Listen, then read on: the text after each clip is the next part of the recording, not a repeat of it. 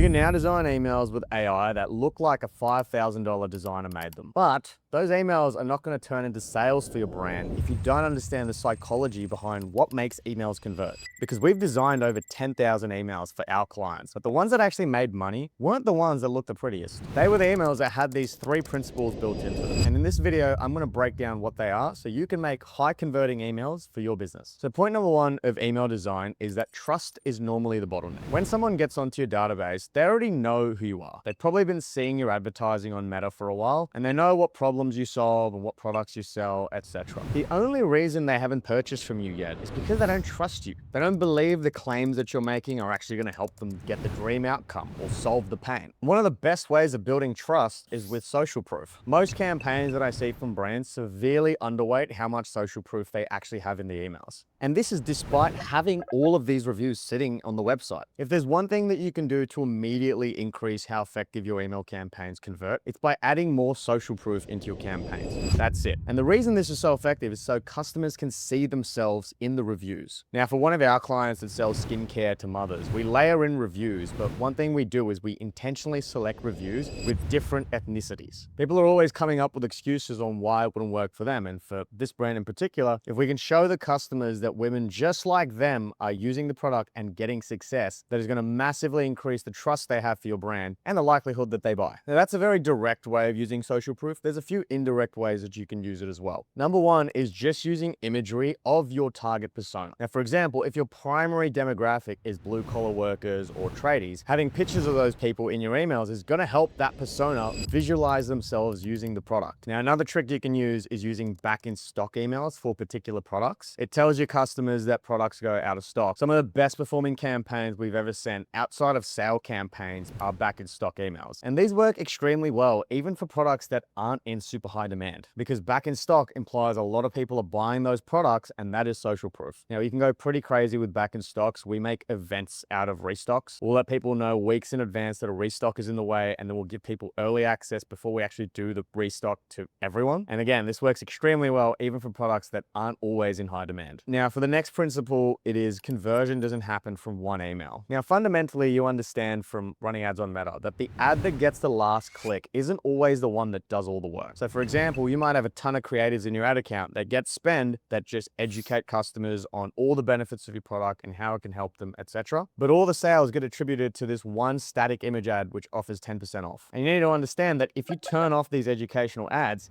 this static 10% off ad alone is not going to work for your audience. Email marketing is exactly the same. When we look at the best campaigns for any e-commerce brand, it's always some sort of product push or discount email. Educational emails do well sometimes, but they never make up the best performing campaigns. And if we look at this data individually and we optimize purely for what is making maximum sales, you're going to notice that your email revenue is going to plateau and then eventually start to drop, because it was the educational emails that warmed people up for the product push, where you're calling out a specific pain and how your product can help them solve that. Now, conversely, if all we send are educational emails, we're going to be leaving a lot of money on the table. The key to making money with email campaigns consistently and sustainably is by finding the balance that maximizes revenue for your brand while maximizing brand equity. And the thing is, this varies by customer type. New customers are going to need a lot more educational emails and nurturing than people that have already purchased from you and are just coming back for their second or third item. You want to look at your email campaigns month on month and see what split of educational to conversion-based emails works for you. What happens when you increase the ratio of educational emails? What happens when you decrease the ratio? How does this work for new customers versus returning customers versus VIPs? If you need help with this is exactly what we run for our clients. If you're interested, I can do a completely free audit of your email account. I've done it over 300 times. And I'll tell you, based on your past data, what sort of campaign split you should have to maximize revenue and brand equity for your business. Now, that brings me to point number 3. Make it as easy as possible for people to take the next step. And the easiest way to do this is by optimizing the hero section of your email. Now, 75% of the attention on any email is what readers see in the first second. What we find is that 57% of people don't even scroll past the hero section of your email. So if your call to action is not even visible at the top of your email, most of your readers are not even going to see it. This is why getting your hero section right is extremely important. What you need is a headline which summarizes the email in 6 words or less, a hero image which supports that headline. Ideally, it's a picture of your customer persona, and you need a call to action button. Outside of that, just have enough white space so that people know exactly where to look. One test that you can do to make sure your email is good is just show it to one of your friends for 2 seconds. Ask them what the email is about and what it wants them to do. And if they can't answer those 2 questions, you need to be more clear. Now, the next way you can make your emails more clear is by making it skimmable. People are allergic to huge blocks of text. So number one, just try to make your copy as concise as you possibly can. But even if you do have a lot to say, spread the info out over a longer email so people can digest it while they're scrolling. Something psychological about scrolling that just triggers the reward pathways in your brain. If I give you a paragraph that's this big and make you read that, or I spread that same info over phone lengths of scroll, I just feel like I've accomplished more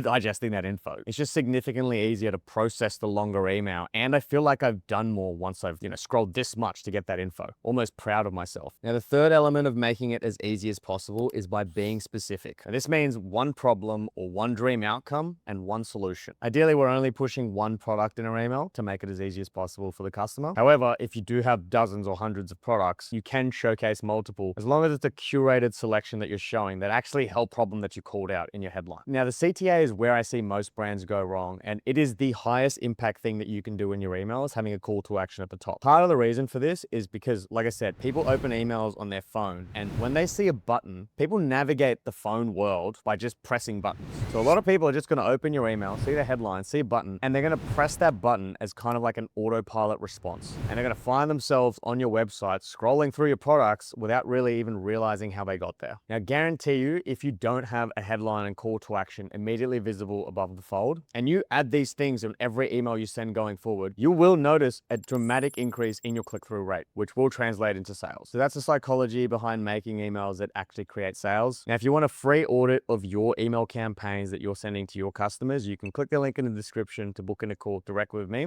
I'll tell you what you're doing well and what you can improve inside of your Klaviyo account to make more sales from your database. Or if you want to see how to make pretty emails using AI in under 20 minutes, you can watch this video next. See you there, or we'll chat soon.